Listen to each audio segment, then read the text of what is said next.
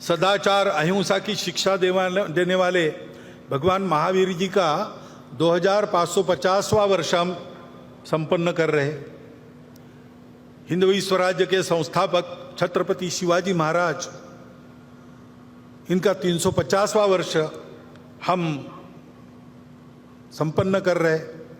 महर्षि दयानंद सरस्वती, जिन्होंने अंग्रेजों की गुलामी से मुक्त होने के लिए, योग्य बनने के लिए हमको फिर से अपने मूल की ओर खींचा और उसकी स्पष्ट और यथार्थ कल्पना दी।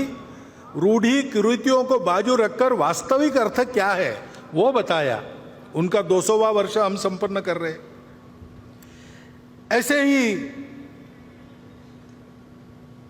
रानी दुर्गावती, भारतीय महिलाओं की शक्ति, उद्यम, साहस, धैर्य, बुद्धि, शक्ति, पराक्रम, प्रशासकीय कुशलता, प्रजाहित दक्षता, इसका परिचय देने वाली, उनका 500वां वर्ष। और साथ साथ भक्ति का परिचय देने वाली संत मीराबाई, इनका 550वां वर्ष। ये अभी हम संपन्न करने वाले हैं, आगे उनका वर्ष है। ऐसे ही अपने राजनीतिक प्रशासन की कुशलता के साथ साथ, प्रजाहित दक्षता के साथ साथ, जो अपने जीवन को सामाजिक विषमता के निर्मूलन के लिए लगा चुके, ऐसे कोल्हापुर के छत्रपति शाहू महाराज का, उनका भी 150वां जयंती वर्ष हम मना रहे। अभी अभी हमने संपन्न किया, तमिलनाडु में एक संत हो गए, वल्ललार जी, श्री रामलिंगम वल्ललार जी। उन्होंने अपने जवानी से ही स्वतंत्रता की अलग समाज में जगाना प्रारंभ किया। उन्होंने कहा कि हमारे देश में जो दरिद्रता दिख रही, भूखे लोग दिख रहे, वो अंग्रेजों के गुलामी के प्रतीक है और उसका उपाय मैं करूंगा। तो उन्होंने पहले अन्नदान प्रारंभ किया। उस समय तमिलनाडु में जो चूल्हा उन्होंने अन्नदान के लिए जलाया, वो आज भी जल रहा है और वहां अन्नदान कार्यक्रम चल रहा है।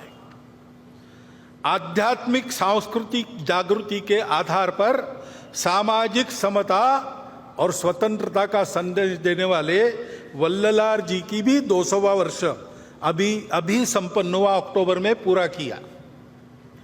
इन सब महापुरुषों के द्वारा हमको ये संदेश मिलते हैं सामाजिक समरसता के, स्व के गौरव के, अपने परंपरा के, दुनिया को देने के लिए हमारे पास क्या क्या है उसके।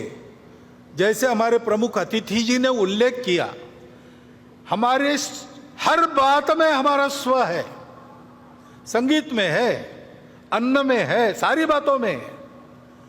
उसको दुनिया को देने का समय आ गया है और इसलिए उस स्व का गौरव धारण करके, स्व के आधार पर देश का एक यशस्वी जीवन खड़ा करके बताना संपूर्ण दुनिया को, ये हमारा कर्तव्य बनता है।